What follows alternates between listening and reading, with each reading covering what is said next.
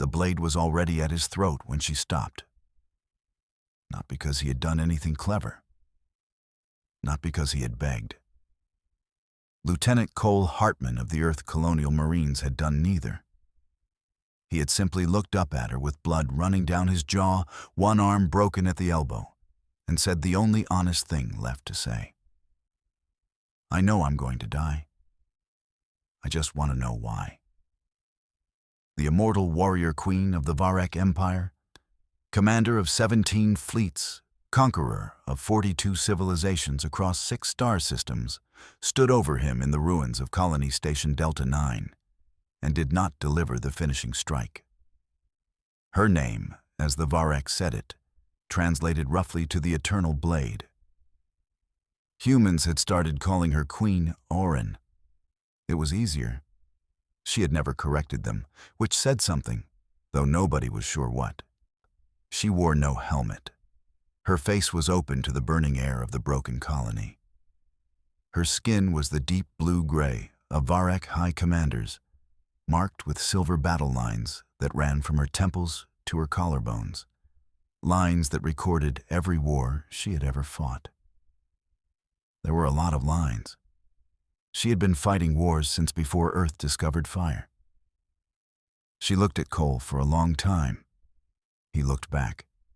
The Marines around him were dead. The defensive line was gone. The station was hers. None of that was the question anymore. You are not afraid, she said. Her common was perfect and accented like a blade on stone.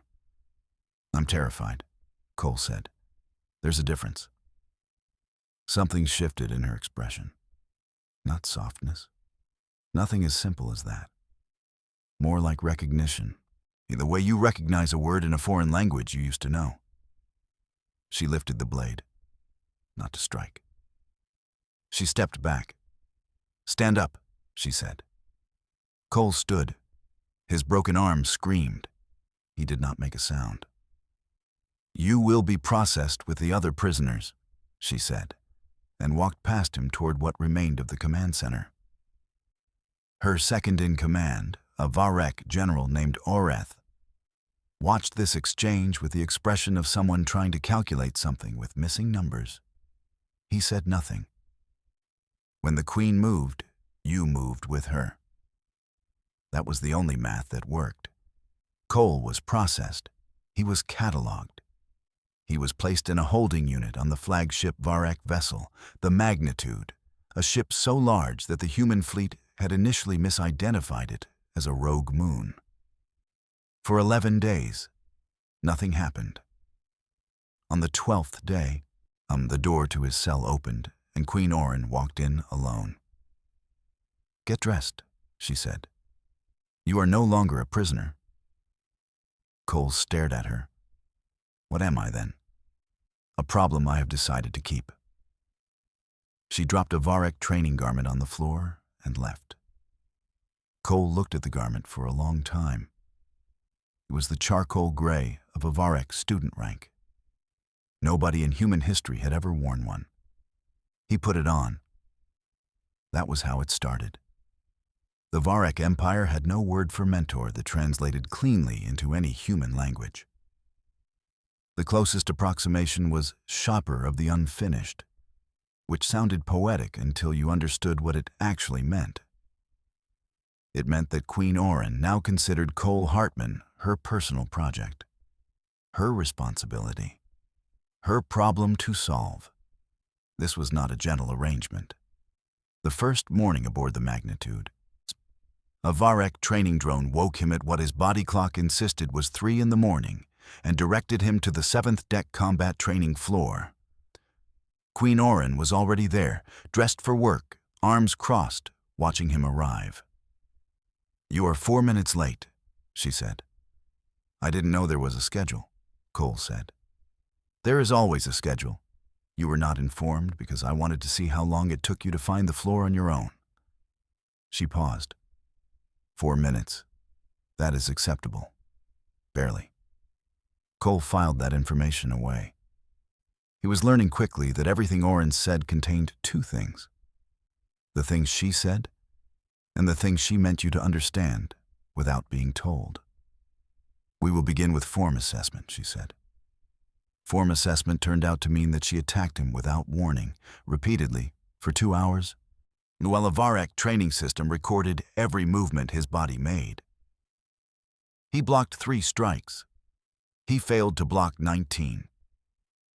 He landed one counter that genuinely surprised her, and she held the paused position for a moment before saying, with the tone of someone describing mild weather, "That one was real." He spent the rest of the day unable to lift his arms above his shoulders. On the 3rd day, General Orcs found Cole limping through a corridor and fell into step beside him with the air of someone doing Cole a favor he had not asked for. "You are wondering why she kept you," Orcs said. "I was going to ask eventually," Cole said. "She keeps very few. In 4,000 years, she has kept 11. Orcs paused. 9 of them became significant figures in Varek history. 1 became a general, but 1 became a disaster. What happened to the disaster? He tried to challenge her before he was ready. Orcs looked at Cole with something that might have been sympathy, translated through a face not built for it. "Do not be that one." Cole made a mental note. By the end of the first month, he understood several things he had not understood before. The Varek Empire was not simply powerful. It was ancient in a way that changed how power worked. It had made so many mistakes across so many centuries that it had stopped making certain categories of mistake entirely. It had not, however, stopped making new ones. Orcs knew this. It was part of why she trained him the way she did. She did not want to produce a copy of a Varek warrior. She had 4,000 years of those already. She wanted to see what a human who had been given Varek tools could build with them. Cole asked her about this directly one evening in the training room, which he was now arriving at before she did. "You already have an empire," he said. "What do you need from me?" She was silent long enough that he thought she might not answer. "Empires are not built from the top," she said finally. "They are built from the moments when one person who should have died did not." She looked at him steadily. "You were that moment. I intend to find out what it builds." Cole did not know what to say to that. He went back to training. Outside the ship, the war between humanity and the Varek Empire continued, complicated and brutal and grinding. Inside the magnitude, something stranger and harder to name was happening. The 29-year-old Marine from Ohio was being rebuilt from the frame up by a woman who had been doing this since before Ohio existed. Neither of them talked about what it was. They did not need to. Not yet. The Varek Empire did not observe days the way humans did.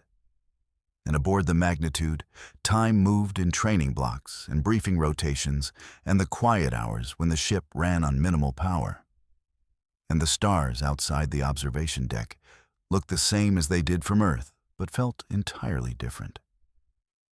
Cole had stopped counting days. He counted sessions now. Session 47 was the first time Orcs let him hold a Varek combat blade. Not a practice version. Not the training-grade equipment he had been using for 6 weeks. A real blade, calibrated to Varek force output, which meant that in human hands, it weighed roughly as much as a medium-sized dog and had the edge retention of a material that Earth metallurgy had not invented yet. He held it wrong. Orcs did not correct him with words. She walked around behind him, placed both hands on his arms, and repositioned him without comment.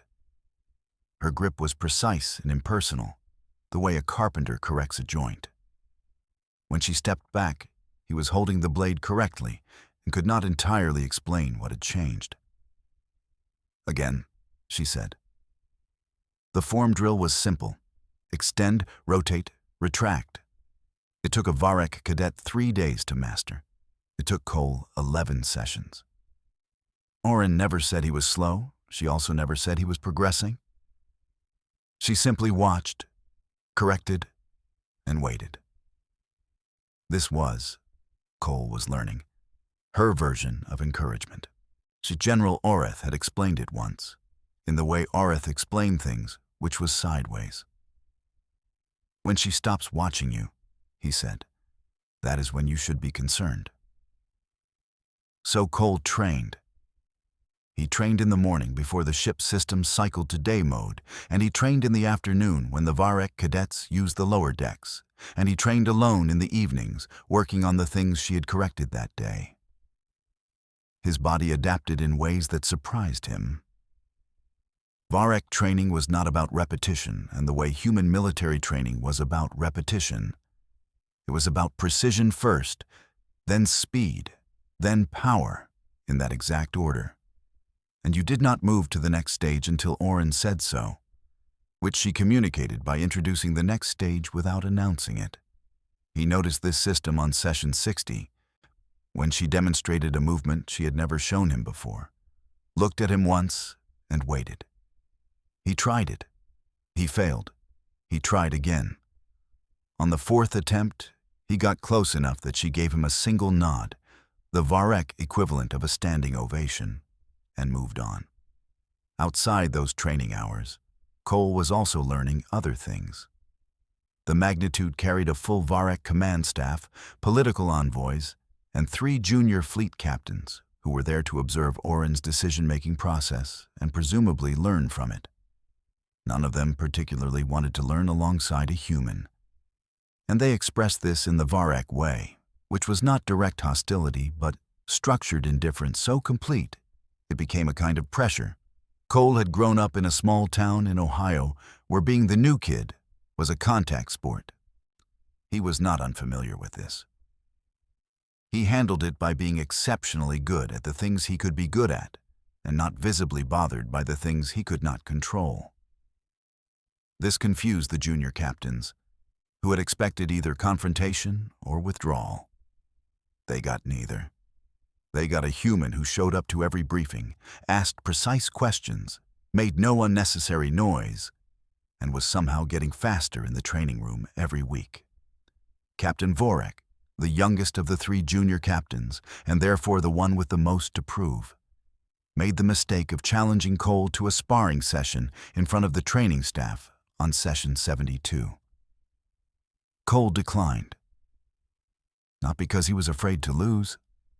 He declined because Oren was in the room, and he had learned, slowly and through painful correction, that you did not fight in front of her without her direction. This was one of those rules she had never stated explicitly. It was one of the ones that mattered most. Vorek took the decline as weakness. Oren said nothing. She simply filed it, the way she filed everything. On session 80, she paired Cole against Vorek in a structured assessment drill and told Vorek to use full form. Vorek, who had been training since early childhood in Varek military academies, used full form. Cole held for 4 minutes before Vorek put him on the floor. Oren looked at Vorek. He held 4 minutes. Vorek said, he lost. Oren said, he arrived here 11 weeks ago, unable to hold a blade. He held you for 4 minutes. Recalculate what that means. Vorek recalculated. It visibly cost him something. That evening, lost in the low-power quiet of the observation deck, Cole sat with his back against the viewport and a container of Varek protein supplement he had not yet figured out how to enjoy, watching stars he could not name.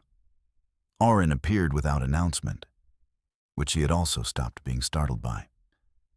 She sat on the bench 2 feet to his left and looked at the stars. You declined the challenge from Vorek, she said. Yes. Why? Because it wasn't training. It was theater. She was quiet. And because you were in the room, Cole added. Another silence. That was the correct answer, she said. The second one. He looked at her. She was still watching the stars, her profile catching the light of a system he could not identify. The silver lines along her temples catching it too. 4,000 years of wars recorded on her skin. Like it occurred to Cole, not for the first time, that he could not fully comprehend what he was looking at. "Can I ask you something?" he said. "You will whether I permit it or not," she said. "That is one of your qualities. When you spared me on Delta 9, you'd already won. The station was gone. Every tactical reason to finish it was there." He stopped. "What did you see?" She did not answer for a long time. "I have fought wars for 4,000 years, she said finally. "I have met 10,000 soldiers, warriors, commanders, killers, strategists." She paused. "You were the first one who asked me why." "That's it. That is everything," she said. "The ones who beg, they know what they are. The ones who fight to the end with nothing left, they know what they are. The ones who ask why." She stopped, then continued, "They are the ones still trying to understand. Those are the only ones worth anything." Cole absorbed that. Most of the universe, Oren said, has stopped asking why. They simply fight because they are fighting. I have been fighting because I have been fighting for so long I have forgotten what the question was. She stood. "I remember it now," she said, and left. Cole stayed at the viewport for a long time. Outside, the stars kept doing what stars do, which is burn without asking why. And he thought about the difference between them and himself, and thought maybe that was the whole point. The next morning he arrived at the training floor 6 minutes early. Oren was already there. She looked at him. 5 minutes, 50 seconds, she said. Improvement. They began. The Varek High Command had not been informed that Oren was training a human. This was not an oversight. Oren had not told them because she did not consider it their concern, which was technically accurate, and also the kind of technically accurate that starts political fires. The fires started on session 93. A priority transmission arrived from the Varek War Council while Cole was in the middle of a weapons calibration drill. Oren reviewed it, set it aside, and continued watching the drill without changing expression. Cole had learned to read her pauses, the way a sailor reads water. That particular pause had weight in it. After the session, Orith appeared in the corridor outside the training room, with the expression of a man delivering information he wished did not exist. "The council has requested an accounting," Orith said. "Of what?" Cole asked. "Of you," Orith said. "Specifically of why the Queen has invested 83 sessions of personal training time in a human prisoner instead of sending him to a labor assignment." Cole thought about this. "What does that mean for me?" "It means there will be an inquiry," Orith said. "And at the inquiry, you will be assessed." "Assessed how?" Orith looked at him steadily. "In the traditional manner." The traditional manner, Cole discovered over the next 2 days, meant a formal combat evaluation before the War Council's 3 senior assessors, conducted under Varek military law, in which Cole would be required to demonstrate proficiency in at least 2 of the 5 core Varek combat disciplines, or be reclassified as a non-asset and reassigned to labor. Oren had been informed of this. She had responded with 3 words. Schedule the assessment. That was it. 3 words. No reassurance, no briefing, no special preparation session. Cole spent the night working through every drill she had ever shown him, in order from memory, until his muscles had nothing left. The morning of the assessment, Oren came to his quarters before the summons. She stood in the doorway without entering. "You are going to lose the first evaluation," she said. Cole looked at her. "The first discipline will be endurance sequence. You cannot win against a Varric assessor in endurance. Your biology prevents it. She paused. So do not try to win. Try to make it take as long as possible. What does that get me? It gets you information about how they move, she said. And it tells them you understand strategy, which is more threatening to them than if you had won. Cole nodded slowly. The second discipline will be precision weapons. That one you can win. She said it the way someone says the weather report. Factual, already decided. The third will be their choice. I cannot predict it. You will have to adapt. She turned to leave. Oren, he said. She stopped. Why didn't you prepare me for this specifically? You had 2 days. She looked at him over her shoulder. Because I wanted to see if you would prepare yourself. She left. He had. The assessment chamber was carved from a single block of Varric alloy and built to seat an audience of 300. Today it seated the War Council's assessors, a full council observation panel, and every junior captain aboard the Magnitude, including Vorak, who had arrived early for a good seat. Cole walked in wearing the charcoal gray student garment and carrying nothing. The first assessor, a senior combat veteran with a jaw like a structural beam and eyes that had seen things that would rearrange a human mind, looked at Cole the way you look at something that has wandered into the wrong room.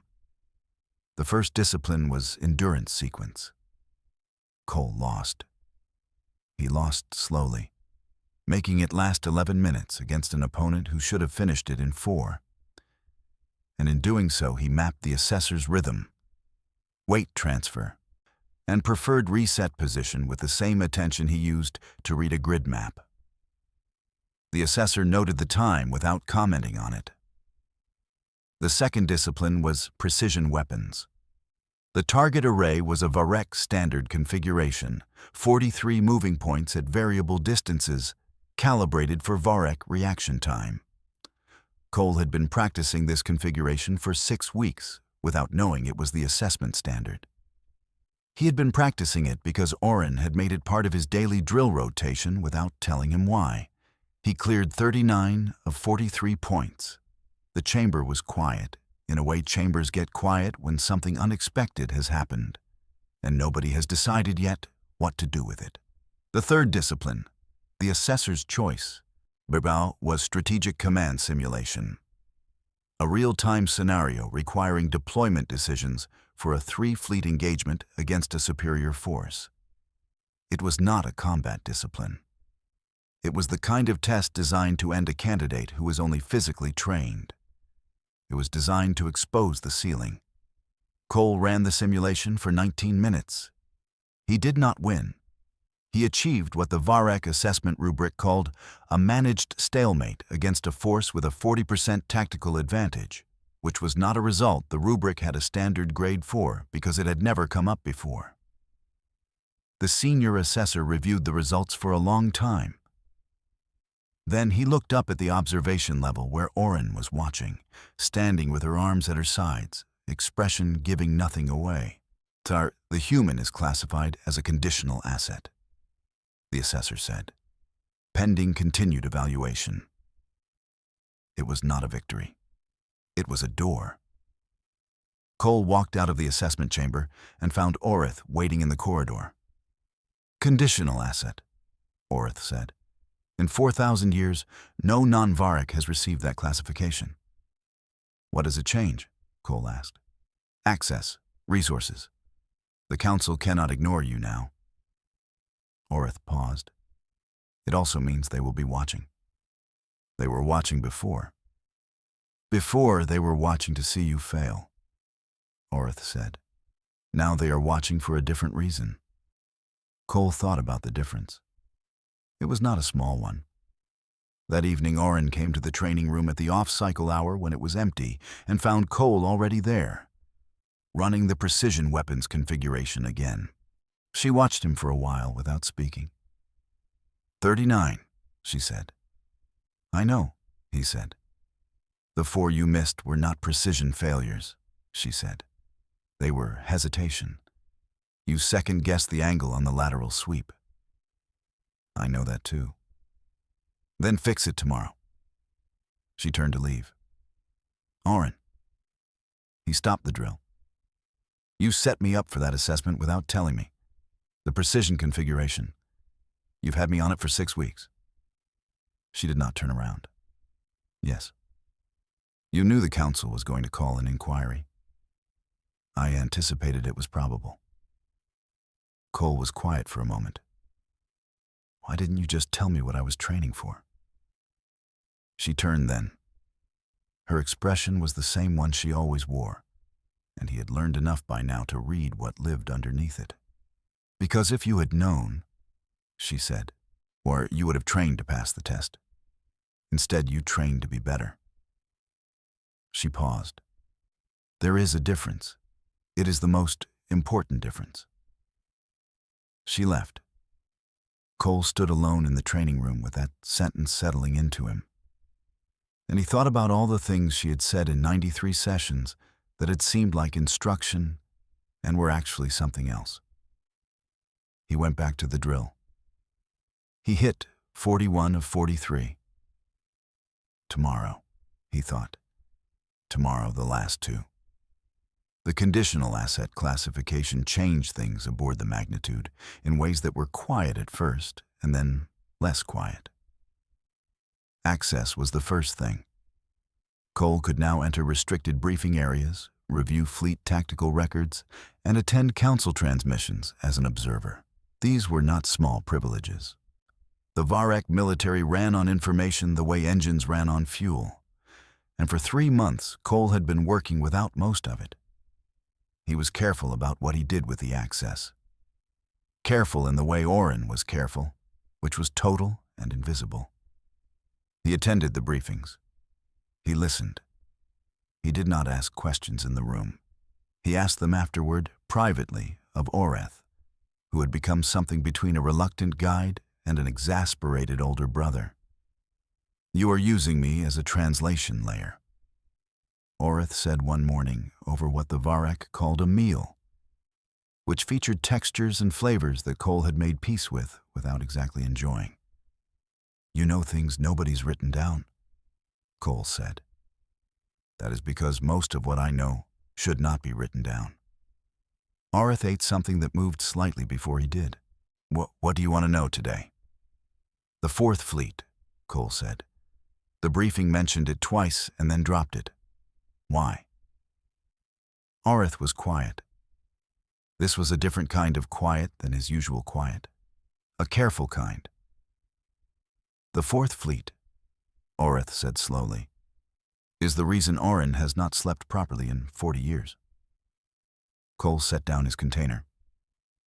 It is a rebellion, Oreth said. Not from outside. From inside the Empire. He paused. 3 Varek fleet commanders have broken from the High Council and are operating independently in the outer systems. They have been for 12 years. The Council calls them dissidents. In practice, they are powerful enough that the Council has not been able to end it without paying a cost nobody wants to pay. And Oren?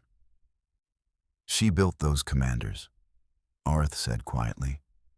Trained 2 of them personally. The 3rd she promoted from cadet to captain herself. He looked at Cole steadily. They are not fighting the Empire because they hate it. They are fighting it because they have decided it has become something it should not be. And Oren cannot argue with their reasoning, which is why she also cannot simply destroy them. Cole absorbed this. Does she know I know this now? He asked. She reads every briefing access log, Oreth said. She knew the moment you pulled the 4th Fleet records. She is waiting to see what you do with it. This was becoming a familiar pattern. Oren knew. Oren waited. Oren watched what you built with the information. Cole spent 2 days thinking before he did anything. Then he went to her directly. He found her in the command tier of the magnitude, in standing before a three-dimensional star chart of the outer systems, the kind of chart that, in its full display, occupied most of a large room and turned the air into a map. She was alone. "The Fourth Fleet," Cole said. She did not turn around. "You read the records. You left them accessible." "Yes." "You're not going to fight them," Cole said. "Not really. Every tactical deployment in the outer systems for the past 8 months has been containment, not engagement. You're keeping the situation from expanding. You're not trying to end it." She turned then. "Because you agree with them," Cole said. "Not entirely, but enough." Oren looked at him for a long time with that expression that contained more than it showed. "Sit down," she said. He sat. She sat opposite him, which she had never done before. Always standing, and always at the same level as training or above it. This was different. "The Empire has been at war for most of its existence," she said. "War is how it grows. War is how it feeds its systems and justifies its structures and gives its people a shape to pour themselves into." She paused. "I have served that structure for 4,000 years. I built significant parts of it." Cole waited. 300 years ago, I started to understand that structures built for war do not know how to stop," she said. "They find new wars because stopping is not a function they contain." She looked at the star chart. "The 3 commanders who broke from the council understand this. They have decided the only way to force a change is to create a crisis. The council cannot win through war." "Are they right?" Cole asked. "They might be," Oren said. "That is the problem." She paused. "I also cannot allow them to fracture the Empire entirely. If the Varek break into factions, the resulting wars will kill billions before anyone wins anything." "So you're the middle," Cole said. "You're holding the space between them." "That is why I have not slept properly in 40 years, she said, with the tone of someone confirming a minor administrative detail. Cole looked at her. 4,000 years of wars, rebel commanders she had trained, an empire she had served and partly built and was now quietly trying to steer somewhere without anyone noticing. "Why are you telling me this?" he asked. "Because," she said, "I'm going to send you to the Fourth Fleet." The room got very still. "Not as a spy," she said. "Not as an agent. As a student of mine who is curious about why 3 Varek commanders left the Empire and who has no political stake in the answer." She paused. "Humans have no stake in Varek internal politics. You are the only person I can send who both commanders and council will allow into that space." "And what do I do there?" "You listen," she said. "And then you tell me what you hear." She looked at him with that steady, bottomless attention that 4,000 years of watching people had produced. "And then, if you are as good as I believe you are, you tell me what you think should happen." Cole was quiet. "You believe my opinion matters," he said, "in a Varek political crisis." "I believe," she said carefully, "that someone who asks why in a situation designed to produce only action is exactly the kind of person whose opinion matters in a situation where everyone else has already chosen a side."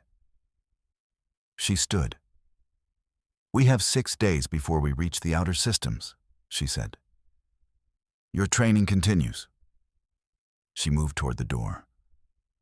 "Oren," he said. She stopped. "Those 3 commanders," Cole said. "If I go there and I listen and I come back and I tell you what I think should happen, what if I tell you something you don't want to hear?" She looked at him over her shoulder for the last time that evening. And for just a moment, something in her expression shifted the way deep water shifts when something moves far below the surface. "Then I will know," she said, "that I trained you correctly." She left. Cole sat alone in the map room with 42 civilizations rendered in light around him, and thought about a woman 4,000 years old who was finally, slowly, trying to ask why. He had 6 days. He went back to training.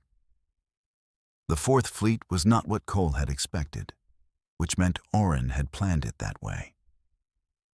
He arrived aboard a Varek diplomatic courier under a designation that meant something close to independent observer in the Varek administrative language, which was a category so obscure that most of the Fourth Fleet's personnel had to look it up before they could decide how to treat him. The flagship of the Fourth Fleet was called the Resonant Claim, which translated more precisely as the argument that cannot be ignored. The naming was deliberate. Everything about the Fourth Fleet was deliberate in the way things become deliberate when people have had 12 years to think about what they are doing and why. Commander Serath met him at the receiving bay. Serath was not what Varek commanders usually looked like in Cole's limited but expanding experience. Most of them carried their age in their posture, in the settled certainty of people who had stopped questioning certain things. Serath carried his age differently. He was old by Varek standards, which meant nothing compared to Orin. But he wore it like a man who had argued with himself every day for a decade and had not yet stopped. "You are the human she is training," Serath said. "Yes," Cole said. "She sent you alone." "Yes." Serath looked at him for a moment. "She trusts you very much, or she wants you to face something without protection. With her, these are sometimes the same thing." Cole did not disagree. He was given quarters and access to general ship systems and was left deliberately, without a schedule. This was also, he suspected, deliberate. The Fourth Fleet wanted to see what he did when nobody was directing him. He walked the ship. It was not what Empire ships looked like. Empire ships were built for function in the way weapons are built for function. All efficiency and hierarchy and the specific aesthetic of things designed to win. The Resonant Claim had started that way 12 years ago and had become something else. There were gathering rooms where there had been storage. There were open displays of Fourth Fleet history on corridor walls, not propaganda, but an actual documented history with dates and decisions and the names of people who had disagreed. There were Varek on this ship who looked like they had been having the same argument for a decade and had not run out of things to say. On the third day, Cole found the debate chamber. It was exactly what the name said. A circular room with seating for 200 where, every 2 days, any member of the Fourth Fleet could bring a question and the room would argue it. There were no ranks in the debate chamber. This had been one of the first rules Serath had established. Cole sat in the back and listened. The question that session was whether the Fourth Fleet should accept overtures from 2 human colony systems who had reached out requesting alliance talks. The argument was not simple. Ours one side held that human alliance would legitimize the Fourth Fleet's political position and create leverage the Empire could not ignore. The other side held that bringing humans into a Varek internal conflict would either help solve it or catastrophically expand it, and nobody could agree on which. Cole listened for 4 hours. At the end, Serath looked directly at him across the room, which made everyone else look too. "The observer has been quiet," Serath said. "The observer is the only person in this room without a position." "What is the observer here?" Cole had known this moment was coming. He had been preparing for it since the debate started. "I hear 2 sides that are both right about what they want," Cole said, "and both wrong about how to get it." The room was quiet. The side that wants alliance wants legitimacy, Cole said. But legitimacy from humans doesn't work on the Empire, because humans aren't part of the Empire's value system yet. You can't use us as currency in a negotiation where we're not recognized as having value. He paused. The side that wants to avoid it is right about the risk. But they're avoiding it for the wrong reason. They're afraid of escalation. They should be thinking about leverage. Explain the difference, Sirath said. Escalation is what happens when you bring in allies to fight, Cole said. Leverage is what happens when you bring in witnesses. He looked at Sarath. If 2 human colony systems are present when the Fourth Fleet's case is made to the Empire cannot resolve it quietly. It becomes a thing the whole expansion frontier knows about. The Empire has to respond to the argument, not just the rebellion.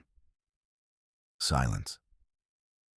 Humans, Cole continued, have been asking why for about 200,000 years. It's our main skill. You want to force the Empire to answer why. We're the right audience for that. Sarath looked at him for a long time. She said you would say something we had not considered, Sarath said. She did not say you would say it in the first week.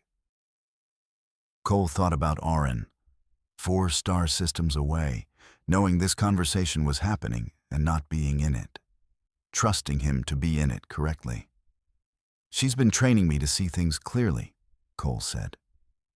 She's also the one who needs to hear this argument made to the Empire. She already knows the answer. She needs a reason to say it out loud. Sarath stood. Return to the Empire, he said. We tell her that the Fourth Fleet will accept an official inquiry, mediated by the Independent Observer designation, before the full War Council.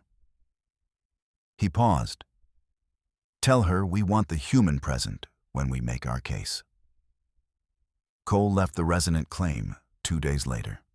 On the courier back to the Empire's inner systems, he sat in the small observer cabin and thought about what had just happened with the clarity of someone who has been trained to see things before they understand them. Orin had sent him in without a script because she needed him to find the argument she could not make herself. She was too close to it. 4,000 years and 3 commanders she had trained personally. She could not be the one who said the Empire needed to change without tearing it apart or being destroyed by it. She needed someone with nothing to lose and nothing to protect. She needed someone who still asked why. He arrived back on the Magnitude 17 days after he had left. Orin was in the command tier, looking at the same star chart. He gave her the full report standing, without sitting, because this was the kind of thing you delivered on your feet. When he finished, she was quiet for a long time. The inquiry, she said finally, with you present. As the independent observer, Cole said, it gives both sides a witness they can agree on. The Council will resist. Yes, Cole said, and the Fourth Fleet will make the case publicly if they do. The Council knows it. That's the leverage. Orin looked at the star chart for a long moment. You went in as a student, she said, else you came back as a mediator. You sent me in as one, Cole said. You just didn't tell me. For the first time in 140 sessions, Queen Orin of the Varek Empire smiled. It was small, and it was brief, and it was real. I trained you correctly, she said. Outside the Magnitude, the stars burn the way stars burn, without asking why. And inside it, something that had started with a blade at a throat, and a question that had no tactical value, was becoming something neither of them had words for yet.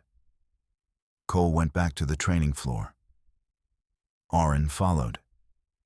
There were still 4 points on the precision array he had not hit.